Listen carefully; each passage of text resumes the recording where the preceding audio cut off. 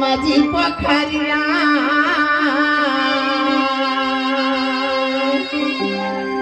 दीदी सब झीला मिल पानिया लक्ष्मण पोखरिया दीव जसिया जी पोखरिया दीदी गहिला समाचारिया जरा बना है पापी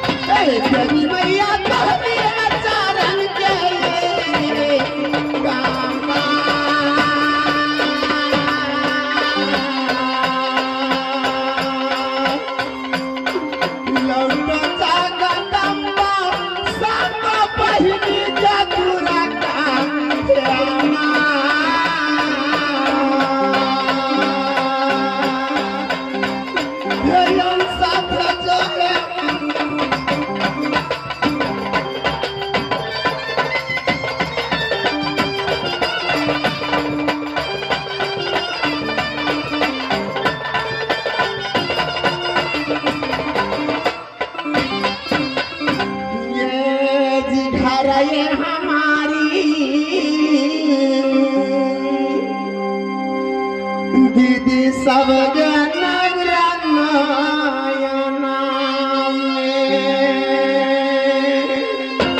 बेटे कहला दिशा मध्यवसी गया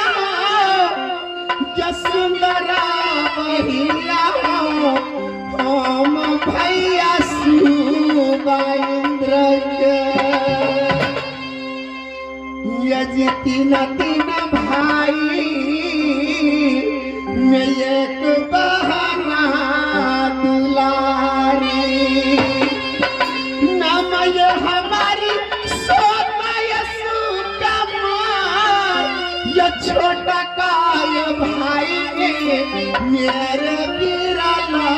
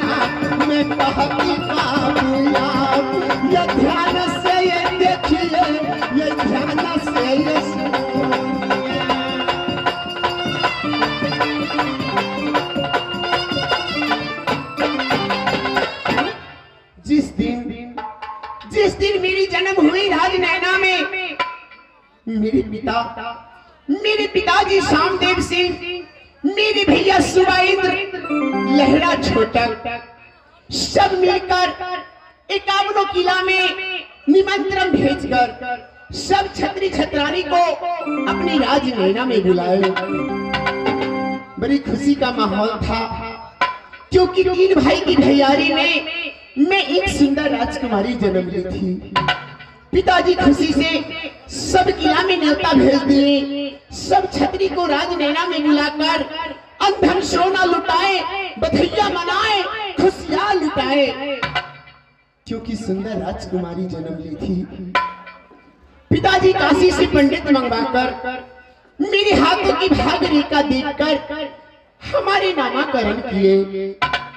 पंडित जी बोले हमारे हाथ देखकर कि हे राजन, ये कन्या बड़ी सुशील है, बड़ी भाग्यवती, आगे चलकर इतिहास में नाम रचेगी।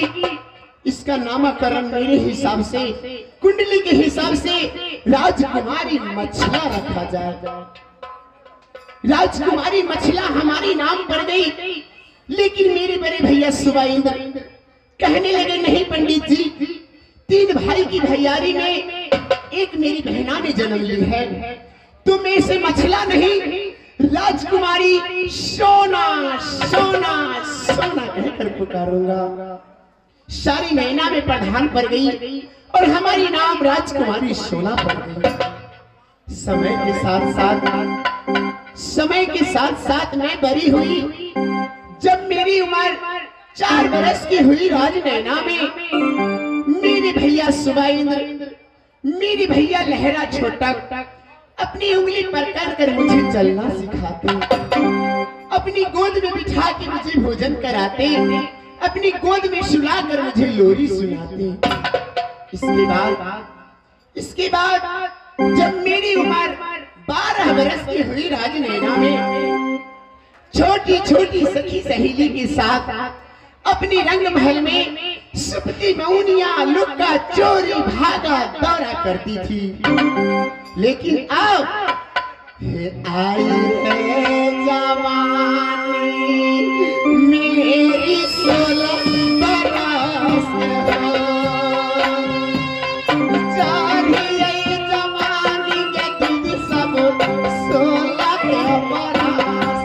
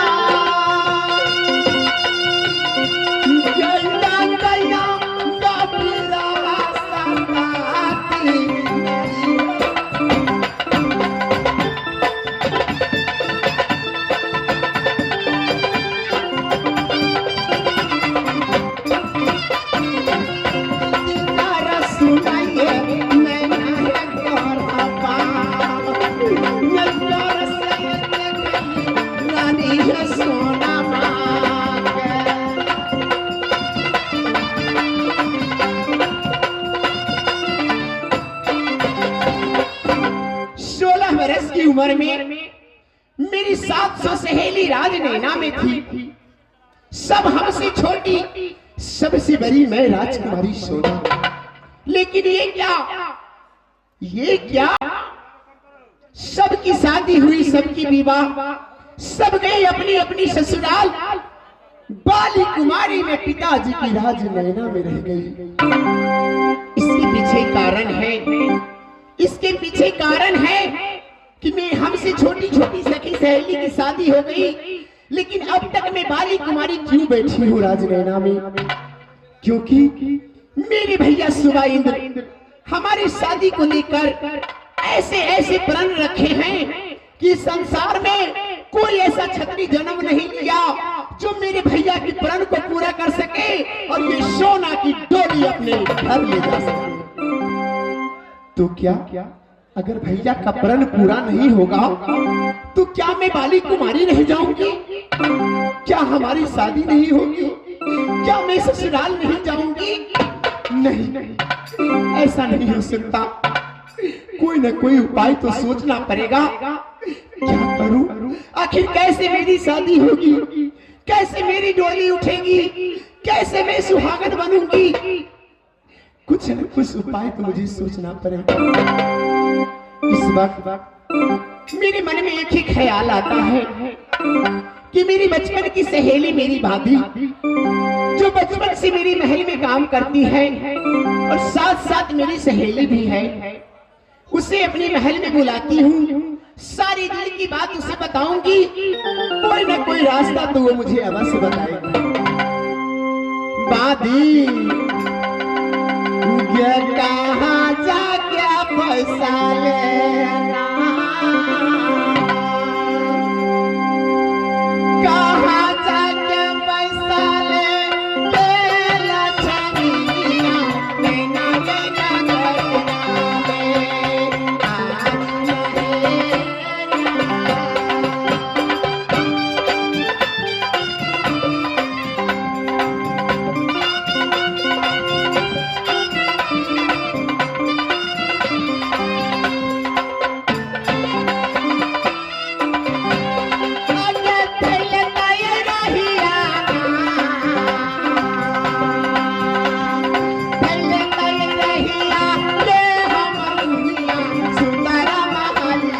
में आज नहीं।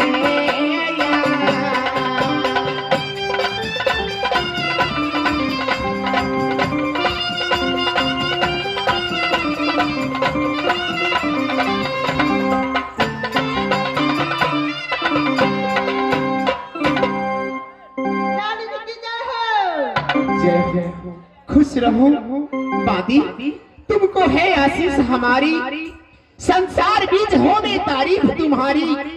अच्छा लगे हर एक को काम तुम्हारा, हो गए अमर बस नाम तुम्हारा। बादी तुम्हारा कल्याण हो। बताओ, मैं इतनी देर से आवाज लगा रही थी, तुम क्या कर रही थी महल में बादी? रानी जी, हाँ हाँ,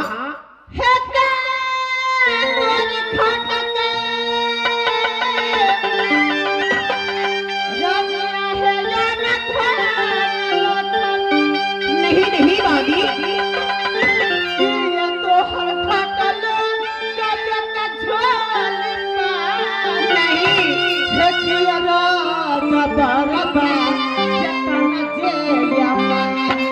ऐसा भी नहीं है। क्या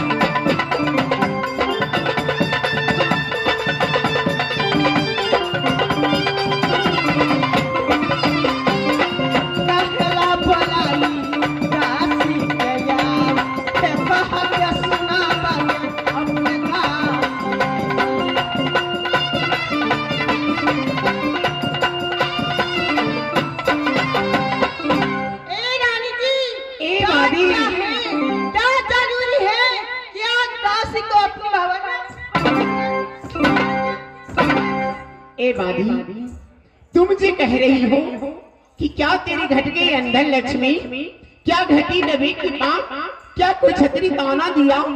नहीं बादी, मैं तो राजा की बेटी हूँ, मुझे किस चीज की कमी हो सकती है?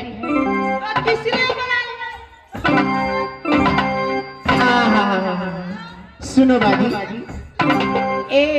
इधर आओ, मेरे पास आओ। देखो बाजी, ना मेरी घटी अंधर लक्ष्मी, ना घटी डब्बे की पान, ना कोई छतरी ताना दिया, ना कोई नारी ठोली मारी। देखो बाजी, तुम तो मेरी बचपन की सहेली हो, सारी दिन सुख दुख में मेरे साथ रहती हो, तो क्या आज मैं तुमसे कुछ कहूंगी तो क्या मेरी मदद करोगी? सोच लो। देखो, जिस दिन थी इतनी छोटी छोटी थी ना, हाँ हाँ दोनों की मिलकर रहती थी। हाँ। जिस दिन तुम कही थी कि मेरे लिए एक कंगन मंगा दो, तुमको मैं कंगन मंगाऊंगा। अच्छा। तुमको अपनी तरफ से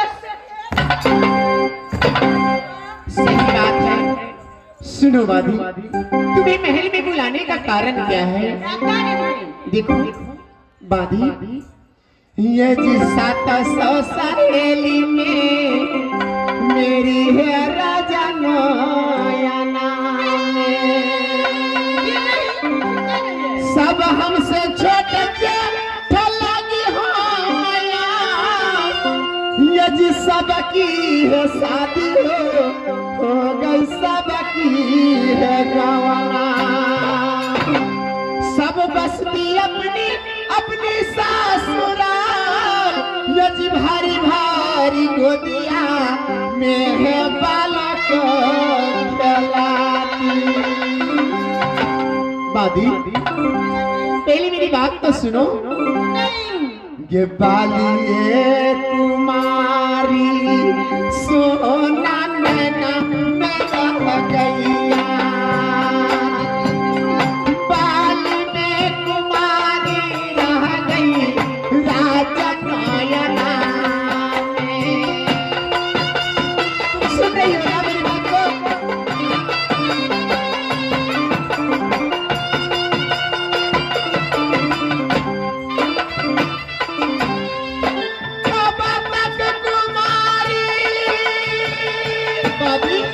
तुम सुन रही हो ना? क्या राहों की बातियां,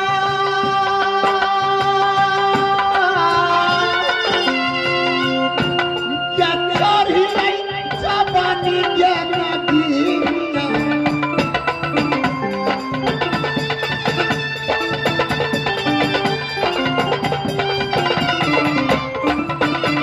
क्या चोरी जवानी सा सोना गया गया गया गया सखाती सोना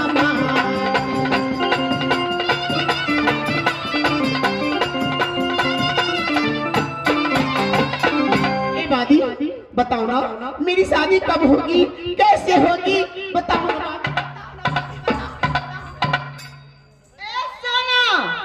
सुनो, तुम कहती है तुम्हारी शादी हो गई, मेरी शादी कब होगी?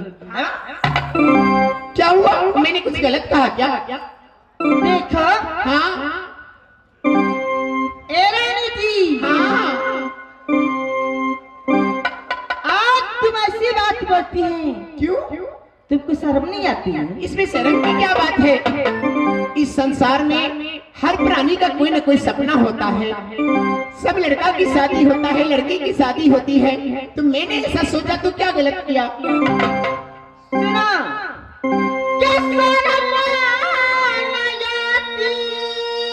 अरे किस बात की?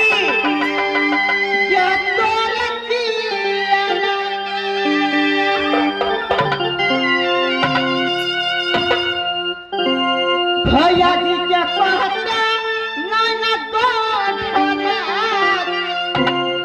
ये कौनो किला में जे दुल्हा के खोजत, मेरे खातिर सब मर गए। ये अपन से शादी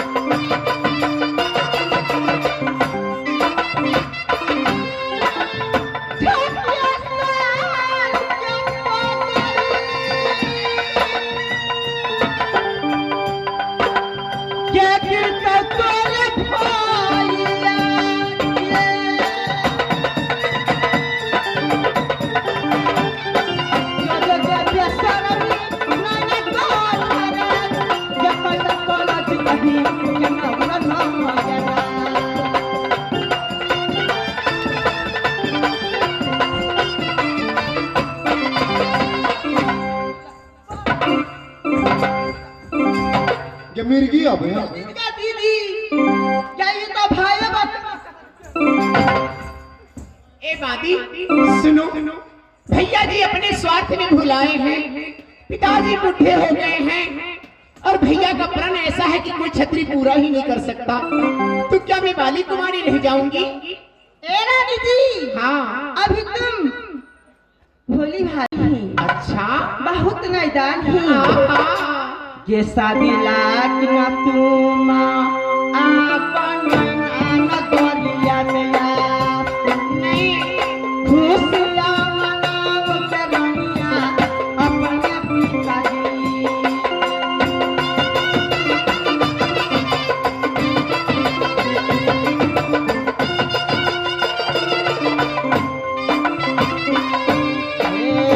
मुझे खिलाने भैया तो हर लड़का के ढूंढेगा।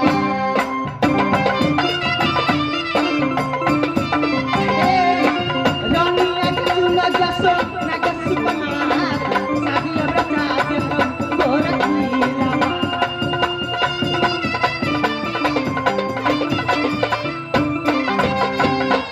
ए बादी सुनो, देखो एक तुम ही मेरी ऐसी हमदर्द दोस्त हो जिसे मैं अपने दिल की बात बता सकती थी। क्यों नहीं? मैं मन में सोची कि तुम्हें बताऊंगी सारी दिल की बात तो तुम कोई न कोई उपाय करोगी, लेकिन तुम ही उल्टा ताना मारती हो। हाँ हाँ देखो। ये सुनेगा, ए गांव के लोग सुनेंगे ना तो तुम कैसी ताना मारेगी? मैं तो मारती हूँ। कहेगा क्या ये पैसा नहीं सोना है कि अपने से अरे सुनो बादी, इस संसार में अगर तुम मेरी बात नहीं समझोगी, मेरे दिल की दर्द नहीं समझोगी, तो इस भरी समाज में क्या करामा